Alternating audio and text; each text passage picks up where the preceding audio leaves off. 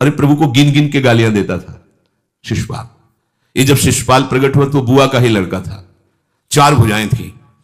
तो इसके जन्म उत्सव के समय फिर श्री कृष्ण बलराम जी भी गए हुए थे। तो आचार्य ने जन्म कुंडली उस समय बाची कि महावीर होगा, ऐसा ऐसा सब वर्णन करते रहे और कहा ये उन्हीं के हाथ से मारा जाएगा जिसकी गोद में डालने पर इसकी 2 भुजाएं हट जाएंगी। तो वहां जितने आए हुए थे रिश्ते नातेदार, समाज के श्रेष्ठ श्रेष्ठ जन, सबकी गोद में शिशुपाल को, और जे भी भगवान श्री कृष्ण की गोद में डाले 2 भुजाएं गिर गई। रो करके उनकी बुआ ने कहा कि मैं भिक्षा मांगती हूं कि मेरे बालक की आपके हाथ से हत्या नहीं होनी चाहिए, तो उनका 100 अपराध क्षमा करता हूं। तो उन्होंने सोचा 100 अपराध काहे को करेगा, का 100 अपराध तक मैं इसे बिल्कुल कोई दंड नहीं दूंगा, वचन देता हूं। ये जब से तोतली वाली बोलना शुरू किया तब से भगवान को गालियां देना शुरू किया था। इसका स्वभाव ही ये वैर, पूरा ऐसा वैर, भगवान को गालियां देता था। जिस समय सब धर्मात्माओं राजाओं की सभा भरी हुई थी और भगवान श्री कृष्ण की अग्र पूजा हुई, सब तो सह गए, शिशुपाल खड़ा हो गया और ऐसे कटु वचन बोले, महाभारत में लिखा, हमने स्वाध्याय में पढ़ा था, ऐसे कटु वचन बोले कि कोई भी नाराज हो जाएगा उससे। तो पहले भीमसेन खड़े हुए और कहा कि अपने बड़ों का सम्मान करना सीख, चूंकि भाई ही लगता है, जैसे कुंती बुआ ऐसे भगवान की वो बुआ का दूसरा है, ये लड़का है, सम्मान करना सीख। अगर तू ऐसे ही बोलता रहा तो यही मैं तेरा गला काट दूंगा। ऐसे कहा बैठ जा ब्रिकोदर, बहुत खाने वाला, तू क्या मेरे से लड़ेगा। भगवान ने भी इशारा कर दिया। जब देखा कि ये बोलता ही चला, भीष्म जी खड़े हुए और भीष्म जी ने कहा मैं श्री कृष्ण के चरण आसक्ति चित्त वाला हूं, अगर अब एक भी शब्द यहां बोला इसने तो मैं किसी की नहीं सुनूंगा, इसको नष्ट कर दूंगा। और दोनों सभाओं के सर पर पैर रखता हूं जो श्री कृष्ण का विरोध करे, उसके लिए मैं पर्याप्त हूं। भगवान का चुप रहो, शांत रहो, सबको बैठा ला। वो गिनती शुरू किए थे, 98, 99 का शिशुपाल सावधान, जो तुम्हारी माता को वचन दिया था, बस एक शब्द रह गया है, आगे मुझे दोषी कोई ना ठहराए। 100 तक क्षमा करने की बात कही थी। जे ही, वो तो रुकने वाला थोड़ी था, जे ही आगे बोला सुदर्शन जी के द्वारा उसका वो परम उद्धार हुआ जो बड़े बड़े ऋषि मुनियों के लिए बड़ा दुर्लभ पद कहा गया है। गोपीजनों ने सौंदर्य माधुर्य निधि भगवान को अपना कांत माना, प्रीतम माना। एक ही वृत्ति, कितनी गजब की वृत्ति गोपीजनों की है कि सब कार्य करते हुए कृष्णाकार वृत्ति है। बेचने दही जा रहे हैं, बोल रहे कोई कृष्ण ले ले, दामोदर ले ले, माधव ले ले, कैसी वृत्ति है देखो, कैसी उच्च कोटि की अवस्था है। किसी भी भाव से हमारे प्रभु से जुड़ जाए तो इच्छा द्वेष द्वंद्वों से वो मुक्त हो जाए। और जब तक ये ठीक है, ये बेठीक है, इस तरह के द्वंद्व तुम्हारे हृदय में बने रहेंगे, तब तक मूढ़ता रहेगी और उससे पतन होता रहेगा। संसार का संबंध दृढ़ होता है इच्छा से, बहुत सुंदर बात है। संसार का संबंध दृढ़ होता ही है इच्छा से। इच्छा खत्म, संसार का संबंध खत्म। कितनी बढ़िया बात है। पर हम भागे घूम रहे हैं इच्छाओं की पूर्ति के लिए।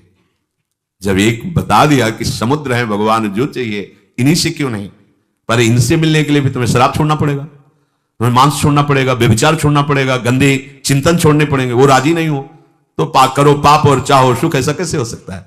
यही है जीव की परेशानी, यही है।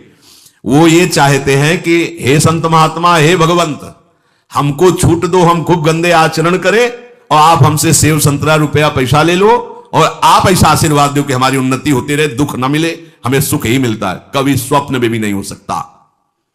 तब लग कुशल न जीव कहूं सपने हूं मन विश्राम, जब लग भजत न राम कहूं शोक धाम तज काम। ये दुखों का खजाना काम अर्थात इच्छा, इसका त्याग करके भगवान की शरण में होकर जब तक नाम जप नहीं करोगे, स्वप्न में भी तुम्हें विश्राम नहीं मिलेगा। और नाम जप एक गंदे आचरण करने वालों के हृदय में नहीं हो सकता। नाम परम पवित्र है।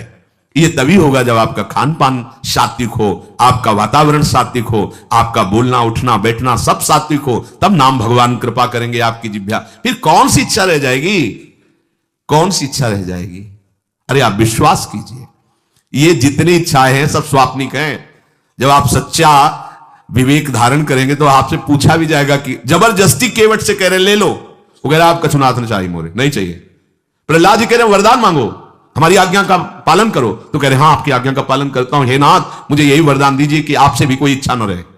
यह वरदान मांगा कि आपसे भी कोई इच्छा। आप सोचो क्या है ऐसा भागवती ग्रस्त कि जिसको वो मिला तो भगवान से भी कह देते। और भक्तों तो बड़े विचित्र विचित्र है, वो भगवान से कहते तुम्हारी इच्छा क्या है प्यारे, बोलो हम पूर्ण करते हैं।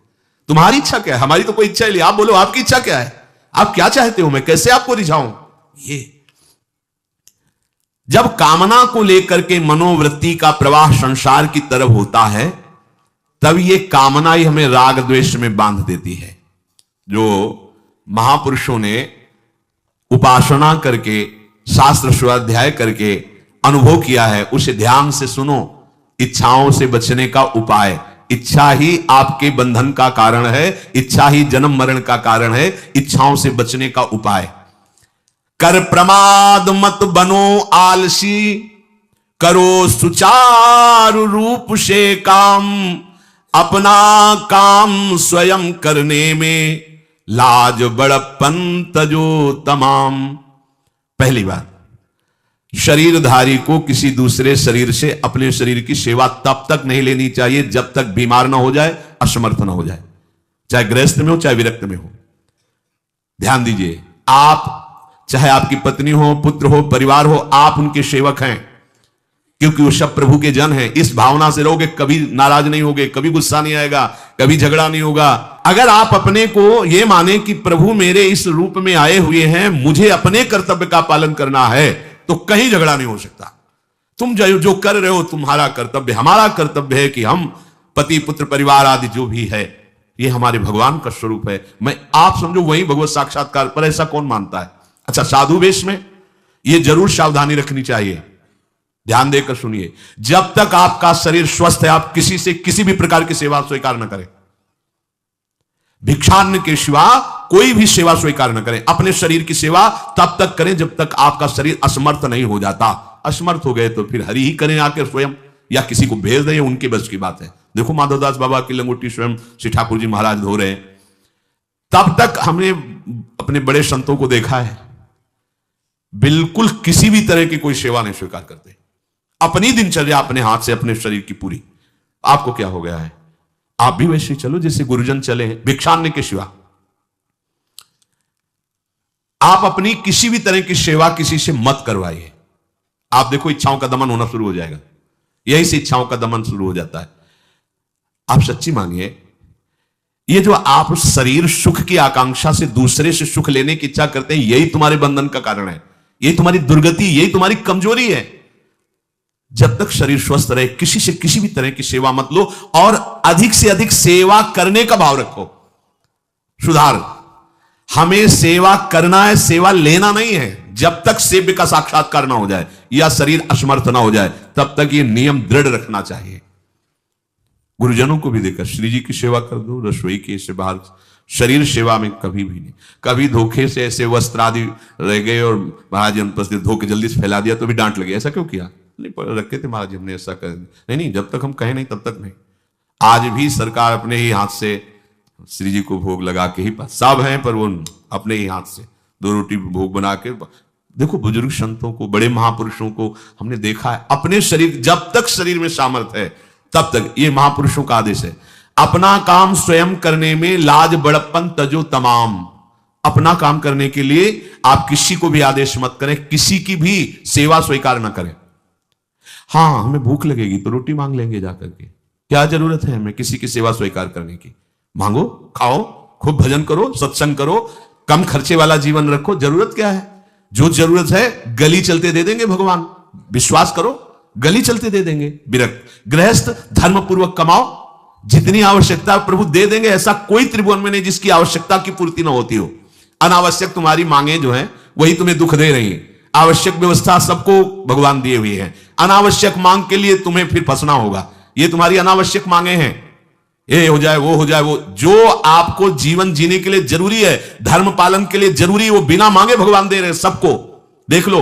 हाँ, आप कि भाई हमको उस परिकर में रहना है, उस कोर्ट से रहना है, वो सब वीआईपी, तो हमको भी उस कोटि का, ये मांगे हैं तुम्हारी। तुम्हारा प्रारब्ध जितना है उतना तुम्हें मिलेगा, जो आवश्यक है वो तुम्हें मिलेगा। अनावश्यक मांगे करोगे फंसोगे, अधर्म में कूदना पड़ेगा तुम्हें। हाथ पैर सब साधन प्रभु ने दिए, दया कर तुम्हें समान, फिर क्यों उनसे काम न लेते, क्यों रखते हो झूठी शान। तुम्हारी सेवा के लिए तुम्हारे पास हाथ है, तुम्हारे चरण है, तुम्हें बुद्धि दी है, दूसरे से क्यों सेवा स्वीकार करते हो। प्रभु ने दया करके उद्धार के लिए तुम्हारे पास पूरी सामग्री दे दी, उसका प्रयोग करो। तन मन दोनों का हित करता, निश्चय शारीरिक श्रम युक्त। देखो ये है, जिसने अपना परम मंगल ठाना है वो शरीर को कभी प्रमाद में नहीं रखता, चाहे गृहस्थ हो चाहे विरक्त हो। ये आलस्य प्रमाद किसी के लिए भी ठीक नहीं है। नियत समय तक सो जाओ, इसके बाद खूब मेहनत करो, चाहे गृहस्थ हो चाहे विरक्त। विरक्त हो तो खूब नाम जप, वाणी पाठ, ब्रह्मचर्य से रहना, आसनों में बैठना, हाँ सेवा करना, शारीरिक श्रम नहीं, खूब सेवा करो, धाम की सेवा करो, नालियां साफ करो, गलियां साफ करो, जो सेवाएं में इससे श्रम करो। ब्रह्मचर्य बचाने के लिए श्रम भी तो होना चाहिए। श्री जी की प्राप्ति के लिए मन वचन कर्म से श्री जी के चरणों का आश्रय लेकर के जितना आप अन्न डालते हो उतना आप इसका प्रयोग करो शरीर का, इससे ममता मत रखो। खूब धाम, पुराने संतों को देखो, सोहनी पकड़े कहां कहां तक परिक्रमा में लगा। हमने देखा है एक हरिदासी महात्मा थे, पीछे पानी घाट की तरफ उनकी छोटी सी कुटिया, किलोमीटर तक ऐसे ही सोहनी लगा रहे। वृद्ध वृद्ध महात्मा सेवा करें, अपने लोग जवान महात्मा होकर शरीर स्वस्थ होकर बेइज्जती से, अगर सोहनी पकड़ के खड़े हो जाओगे गली में तो आपको लगेगा अपनी बेइज्जती हो रही है। वाह कितनी बड़ी इज्जत है हमारी। स्वामिनी के महल की वीथियों में सोहनी लगाने में तुम्हें बेइज्जती लग रही और आचार्य चरण याचना कर रहे हैं। यत्किंक्रीषु बहुशा खलुका कुवाणी नित्यम परस्य पुरुषस्य शिखंड मौले तस्या कदापि रश्निधेर वृषभानुजायास तत्केलि कुंज भवनांगण मार्जनीश्याम। लाडली जो ऐसी कृपा करो कि आपके वृंदावन धाम में कहीं सोहनी लगाने वाली, पोछा लगाने वाली मैं बन जाऊं। मांग रहे हैं। एक से कहा भैया चाहे जितना बुरा प्रारब्ध हो, यहां जो भगत आते हैं उनके जूते साफ कर दिया करो, प्रारब्ध खत्म हो जाएगा। भाई आप समझो ये वो दवा है जो बेजोड़ है, इसे कोई काट नहीं सकता। अच्छा अगर ऐसे ना समझो तो हम आपको समझा रहे हैं, गुरुद्वारे में चले जाओ, चाहे जितना बड़ा अधिकारी हो, सबसे पहली जोरी सेवा यही होती है, पादुका की सेवा करो। समझे में नहीं आ रहा तुम्हें? अरे जिससे हम हंसते हंसते कह रहे हैं वही तुम्हारे बंधन काटने का कारण बन जाए, यदि मान लो बात। पर वो हम जूता साफ करेंगे नहीं, मन से हम कितने गंदे हैं ये हम नहीं देख पा रहे हैं। वो तो बाहर वृंदावन की रज उनमें पादुका में लगी, छोटी मोटी बात नहीं है। पादुका जो रखी है ये बंधनी है, आप इनको ऐसे साधारण जूते मत समझ लो, ये रज में चलते। एक दिन एक ब्रजवासिनी माई रोटी रखे, उसके ऊपर पादुका रखे, एक हाथ में लाला लिए और एक हाथ में जल का ऐसे लिए, उनका अभ्यास ऐसा। अब पादुका पहन के चलने में परेशानी होती थी, तो कोई एक संत थे और बाहर से आए हुए थे, वो हंस दिए कैसे बावरी रोटी के ऊपर जूता लगा। ऐसे मतलब कितने साल हो गए ब्रजवास करते हुए? वह कई वर्ष हो गए। अरे वो जूती नहीं है जो साधारण जूती है, वृंदावन बरसाने की रज लगी हुई, इसमें ये रज लगी हुई है, तुझे रज नहीं दिखाई दे रही, जूती दिखाई दे, क्या ब्रजवास कर रहा है? डांट के चल दी।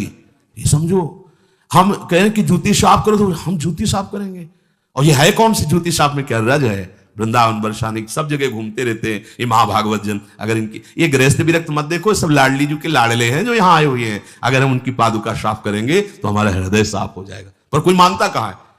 अपनी सेवा स्वयं करो और दूसरे की सेवा मिल जाए तो जैसे लोभी आदमी के सामने धन फेंक दे तो कैसे भागता है, ऐसे आपको होड़ लगनी चाहिए कि ये आदमी इतना न कर पाए जितना हम सेवा करें।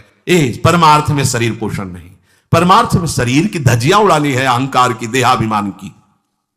राखे अपने को सदा भगवत सुमिरन लीन, सुने न जग के दोष गुण, करे न चित्त मलिन। सदैव अपने को ये देखता रहे कि प्रभु का सुमिरन चल रहा है कि नहीं अंदर। ये बहुत बड़े काहे की परेशानी, हम तो यही समझ नहीं पा रहे कि इतनी झंझटें लेकर कैसे घूम रहे लोग। अगर हृदय में राधा राधा चल रहा है, आप व्यापार कर रहे हो, नौकरी कर रहे हो, गृहस्थ हो, विरक्त हो, जो भी, अब आपको चिंता क्या होनी चाहिए? देखो ना, थोड़े दिन ऐसे चल के देखो, हर कार्य बहुत अच्छा होता है जब भगवत सुमिरन पूर्वक आप एकाग्रता पूर्वक कार्य करेंगे, हर कार्य में आपको आनंद आएगा। पर वो तो शरीर पोषी, जैसे आग जलने में फफोला पड़ जाता है ना, उसको बहुत संभाल के रखते हैं, ऐसे देहाभिमानी साधक भी होते हैं। कोई कोई इतना शरीर को सजा के इतना संभाल के कि लगता है यही भगवत प्राप्ति है इनकी, कि इनके शरीर बिल्कुल ऐसे नहीं। संतों ने देखो ना कैसे अपने शरीर के राग का त्याग किया है, गुरुजनों की आज्ञा में तत्पर होकर धज्जियां उड़ा दी देहाभिमान की, तब उनको परम पद प्राप्त हुआ है। अपने शरीर का राग रखने वाला परमार्थ में कैसे चल सकता है? कब तक फंसे रहोगे विषयासक्ति वासना में हो दीन? अरे कब तक मन में भरे रखोगे दुर्विचार दुर्भाव मलिन? जिन भोगों के लिए हो रहे तुम लालायित सुखमय जान, यही घोर दुख उपजाएंगे, बढ़ जाएगा अज्ञान। इसलिए छोड़ो सब आशा ममता, आसक्ति कामना मद अभिमान, एकमात्र शरणागत होकर भजो निरंतर राधे श्याम। प्रभु की आसक्ति हृदय में धारण करो। यही समझ में नहीं आता। चले हो राग त्यागने के लिए, पोषण कर रहे हो शरीर राग का, कैसे बात बने? चलो कोई विषय संसारी है तो लगता है अभी बेचारा है। आप लोग बेचारों की लाइन में थोड़ी हो, आप लोग बेचारों की लाइन में नहीं हो। आप जितने भी, चाहे गृहस्थ हो चाहे विरक्त हो, धाम आ गए हो, दीक्षा ले ली है, शास्त्र स्वाध्याय करते हो, सत्संग, आप बेचारे हो, आप भगवत पार्षद हो। पर आप अपने स्वरूप को समझो, ये अंदर की बातें सुधारो। आगे कह रहे हैं कि सुने न जग के दोष गुण, करे न चित्त मलिन। अपने भगवत चिंतन में मगन रहो। कोई तुम्हें यदि किसी की निंदा आदि सुनाने लगे तो उसे मत सुनो। पूछे कछु कछुए कहे, को आए के पास, सुन ले कछु बोले नहीं, सब ते रहे उदास। पर निंदा पर दोष के कथन सुनन में लोग, जो आनंद अनुभव करें तो लहे नरक के भोग। तुम्हारे पास आकर कोई तुम्हें दूसरे की निंदा सुना रहा है और अगर तुम्हें हर्ष हो रहा है, कैसी बात, कोई नामदाता सदगुरु की निंदा करे तुम सुन लिए, कैसे तुम्हारे इस पाप का प्रायश्चित होगा? सुनने और कहने वाले दोनों को एक ही दंड मिलता है बराबर। तुम अपने गुरुदेव की निंदा सुन ली, तुम अपने आराध्य देव की अवहेलना की बात सुन ली। उपासना नहीं है, कहीं देहाभिमान है कि हम तो गुरु से श्रेष्ठ है ना, गुरु जी की निंदा होती हमारी वंदना हो रही। परिणाम में लड्डू मिलेगा, खा लेना, परिणाम पक्का। पर निंदा के कीते आवत नहीं कछु हाथ, मूरख पर्वत पाप को ले चल अपने साथ। वैष्णव निंदा, भक्त निंदा, गुरु निंदा, ये तो बहुत ही भयानक है। भक्त निंदा अति बुरी भूल करे जिन कोय, किए सुकृत बहु जन्म के क्षण में डारे खोए। कह रहे जो दूसरे की निंदा सुनने में आनंद का अनुभव करता है उसको भोग मिलेगा। काहे का? बोले नरक का भोग मिलेगा। इसलिए जो तुम्हें ऐसी बातें सुनाने के लिए उत्साहित हो उनसे उदासीन रहो, अर्थात उनसे कोई परिचय नहीं, कोई अपनापन नहीं। हाथ जोड़कर कह दे कि आज तो आप कृपा करके आ गए हो, आगे कृपा करके कभी मत आना। नहीं, आज हम आपका स्वागत नहीं कर रहे, आगे स्वागत करेंगे तो आप सह नहीं पाओगे, इसलिए आप कृपा करके आगे मत आना। हम आपके पास गए नहीं, आप आकर हमारे गुरु की, हमारे इष्ट की अवहेलना की बात करोगे तो आज क्षमा करते हैं, चले जाइए, दोबारा मत आना। चाहे कोई भी हो, तुम्हारी निष्ठा में इतनी ताकत है वो झुक जाएगा, उसकी सामर्थ्य नहीं कि वो आगे आ जाए। अगर हमारे कोई इष्ट की, आचार्य की या किसी भी नाम जापक की कोई निंदा करता है, हम सुनते हैं और उससे सुख मानते हैं, तो कह रहे हैं उसको नरक का भोग मिलेगा। नहीं, हमें जिस मार्ग में चलना है, हमें अपने आराध्य देव की प्रति प्रीति प्राप्त करनी है। और प्रीति प्राप्त होती, कोई भी रामकृष्ण हरि शिव बोले, सबके चरणों में हमारा नमन है, सबकी चरण धूले हमारे माथे पे। निंदा करना, अरे सब जगह भगवान, ये बात देखने के लिए तो हम चले, हम निंदा स्तुति। अगर कोई हमारा मित्र बनता है, हमारा निज जन बनता है और हमको हरि गुरु इष्ट आदि की किसी भी तरह की कोई निंदा, हमें बिल्कुल बर्दाश्त नहीं करना चाहिए और दूरी बना लेनी चाहिए, कभी उससे संभाषण नहीं करना चाहिए। कहे न अपनी बात कछु, सुने न पर की बात, एक निष्ठ प्रभु में रहे, बसो सदा दिन रात। अपने हृदय की भक्ति की बात सहसा किसी से ना कहे और ना किसी की बात सुने, क्योंकि हमें अपनी आचार्य निष्ठा, गुरु निष्ठा से चलना है। आप अपनी निष्ठा से चल रहे हो, हमारे काम के है नहीं, क्योंकि अब हम बदलने वाले हैं नहीं, तो तुम्हारी निष्ठा से हमें कोई परिवर्तन होने वाला नहीं। और हम अपनी निष्ठा के बाद तुमसे इसलिए नहीं कहेंगे कि वो तो इष्ट मिले और मन मिले, मिले भजन रस रीति, तब वो बात कहनी चाहिए, सहसा किसी से नहीं। तो क्या करे, एक निष्ठ होकर अपने आराध्य देव में दिन रात लगा रहे। ये बहुत जगह जाना, बहुत लोगों से व्यवहार करना, ये सब भजन में बाधक बात है। समिट जाओ, अपने लाडली लाल को दुलार करो, नाम जप करो, धाम वास करो, बहुत जो है, हाँ दर्शन कर आओ। नहीं, एकांत वास करो, प्रभु खुद आके दर्शन दे देंगे, मान लो विश्वास। अगर आपका भजन ठीक चल रहा है, सही मार्ग चल रहे हो, तो दर्शन वाली बात ही हट जाएगी, क्योंकि फिर वो समा जाते हैं, हृदय में समा जाते हैं, नेत्रों में समा जाते हैं, मन में समा जाते हैं। आनंद की उमगन में कभी गए, आंख लड़ा ली प्रभु से, नहीं तो आंखों में ही बसे रहते। पी मूर्ति नयनन बसे, ते ही रस रहा है समाए। राग रोष दुख दोष में जग सो रहे सचेत, काहू सो न करे कबो, वैर भाव अरुहेत, कोई इच्छा ना रखो तो तुम्हें कभी क्रोध नहीं आएगा। इच्छा राग ही द्वेष को उत्पन्न करती है।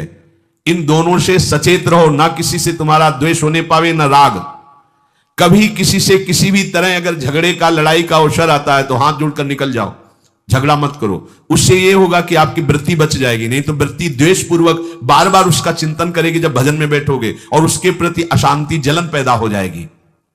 सब सो न्यारो हो ही रहे पर खारो हु नहीं होए, सबकी सब कुछ सहे नीति वो प्रभु को प्यारो होए। समझो बात, सबसे अलग रहो, किसी से अपना मन मत मिलाओ, केवल मन नाम से मिलाओ, प्रभु से मिलाओ, गुरुवाणी से मिलाओ। पर किसी का अपमान मत करो, किसी के लिए ऐसा कड़ुआ वचन मत बोलो कि उसके हृदय मंदिर में बैठे भगवान हैं उसका हृदय दुखी हो जाए। सबकी सब कुछ सह लेता है जो कोई, वही प्रभु का प्यारा होता है। करे न जग चर्चा कबों, रहे सदा चुपचाप, रहे इंकित निज भजय प्रभुता को सेवे आप। जो जगत की कभी भी चर्चा नहीं करता, मौन धारण करके केवल प्रभु के चिंतन में मगन रहता है, उसका भार प्रभु ले लेते हैं, उसकी सेवा आप स्वयं करते हैं। प्रभु किसी न किसी रूप में आके उनका भरण पोषण करते हैं। पै प्रभु के रस प्रेम की निर्मल गोपन बात, कहे न काहू सो कबो सहे सकल आघात। भजन में जो तुम्हें आनंद आ रहा है, जो तुम्हें स्वप्न में कोई अनुभूतियां हो रही या प्रगट में कोई अनुभूति हो रही, कभी भी किसी से भी वो बात ना कहे, क्योंकि ऐसा कहने से तुम्हारे भजन में विघ्न पड़ जाएगा। सारी की सारी बातें पचा लो। जैसे तुम गुप्त रूप से गलतियां करते हो, कभी नहीं बोलते हो, लेकिन कोई भी भागवती की अनुभूति छोटी सी भी होगी तो सभा में बोलने का मन होगा, क्योंकि उससे हमारी प्रशंसा होगी, अहंकार का पोषण होगा। बिल्कुल नहीं। भजन संबंधी कोई भी आनंद की बात, कोई भी भगवदानंद अनुभूति कभी किसी से न कहे, एकदम छुपा जाए। अगर कोई ऐसा कि हमने तो ऐसे लक्षण आप में देखे, हाँ नहीं ये तो ऐसे ही तुम्हें यहां हंसुआ, हमारे अंदर ऐसा कुछ नहीं, कोई भी भागवतिक वृत्ति कहीं अपने में आरोपित करके प्रदर्शन का कार्य न कर दे। सही न सके पिय की तनिक निंदा, जो कहूं होए सहज त्याग सर्वस्व करी, डारे निज को खोए। यदि अपने आराध्य देव की कोई निंदा कर रहा हो तो वहां सहन न करे। सही न सके पिय की तनिक निंदा, जो कहूं होए। संत शंभु श्री पद अपवादा, कही सुनीतास मर्यादा, काटी जीवता सो जो बसाई, श्रवण मुनि नत चले पर आई। यदि हमारे कोई आराध्य देव गुरुदेव की निंदा कर रहा है, ताकत हो तो उसकी जबान बंद कर दे, नहीं तो कान में अंगुली डाले उठ के चल दे, दोबारा उसका कभी चेहरा न देखे। भरत जी ने माता कैकेयी से कहा कि आपने हमें निमित्त बनाकर 14 वर्ष का वनवास भगवान श्री राम को दिया, इसलिए आज के बाद में कभी तुम्हें मां नहीं कहूंगा, पापिनी कभी तेरा मुख नहीं देखूंगा। भरत जैसे भगवान के अवतार परम पवित्र माता कैकेयी के लिए ऐसे कट वचन बोले, आज के बाद कभी मां नहीं कहूंगा, है पापिनी तेरा कभी मुख नहीं देखूंगा। ये जो हमारे इष्ट की निंदा कर दे, हमारे गुरुदेव की निंदा कर दे, हम उसे आदर देंगे, हम उसको बात सुनने के लिए बैठा लेंगे। हाँ और बाओ हमें और गंदा करो। सहज त्याग सर्वस्व करी, डारे निज को खोए। अपने अपनत्व को अपने आराध्य देव में सहज समर्पित कर दे। या जग में जाके हृदय ऐसो प्रेम समाए, हरिता को अति चाव सो रखें सदा अपनाए। इस जग में जिसके हृदय में ऐसी निष्ठा होती है तो हरि उसे अपना मान करके फिर स्वयं उसका भार लेकर इस संसार में रखते हैं, अर्थात उससे वही कराते हैं जिससे जग मंगल होता है। निर्मल या प्रभु प्रेम की महिमा कही न जाए, अति प्रेमी जो श्याम को हरि ही नित्य बसाए। दुख में संतत सुख लहे, सो आवे यही बाट, नाहित क्यों रचना करे, कपट नरक को ठाठ। जो निर्मल भगवत प्रेम है उसको कहा नहीं जा सकता, वो अनिर्वचनीय है। ऐसे निर्मल प्रेमी महात्मा के हृदय में श्याम सुंदर निरंतर वास करते हैं। इस निर्मल प्रेम को जिसे प्राप्त करना हो तो कमर कस ले, दुख का मार्ग है, इसमें दुख में चल करके महासुख में पहुंचा जाता है। कह रहे दुख में संतत सुख लहे, सो आवे यही बाट। भारी से भारी विपत्ति, अपमान, तिरस्कार में भी जो सुख का अनुभव करते हुए भगवत भजन करते रहते हैं, वो जाते हैं उस महासुख परमानंद में। नहीं तो कह रहे नाहित क्यों रचना करे, कपट नरक को ठाठ। फिर ये बातें बनाने से नरक ही मिलेगा, भगवत प्राप्ति नहीं होगी। इसलिए इच्छा और द्वेष का त्याग करके अपने आराध्य देव के निरंतर चिंतन में मगन रहो। भजन का फल है अपना अस्तित्व मिटा देना, कोई भी इच्छा न रह जाना। तो श्री भगवान स्वयं उसके हृदय में बैठ करके सब योगक्षेम का वाहन करते हैं। जैसे अहंकार से हम सोचते हैं हम नहीं करेंगे तो कैसे हो जाएगा, तो पूरी सृष्टि तुम्हारे करने से हो गई है क्या? जिन्होंने एक संकल्प में अनंत ब्रह्मांडों का सृजन, पालन और लय करते हैं, करते रहेंगे, उन प्रभु को पहचानने के लिए मनुष्य जन्म हुआ है। यही परम कर्तव्य है, हम भजन करके उनमें लीन हो जाएं, उनको जान जाएं, तो महान दुख से हमारा छुटकारा हो जाए।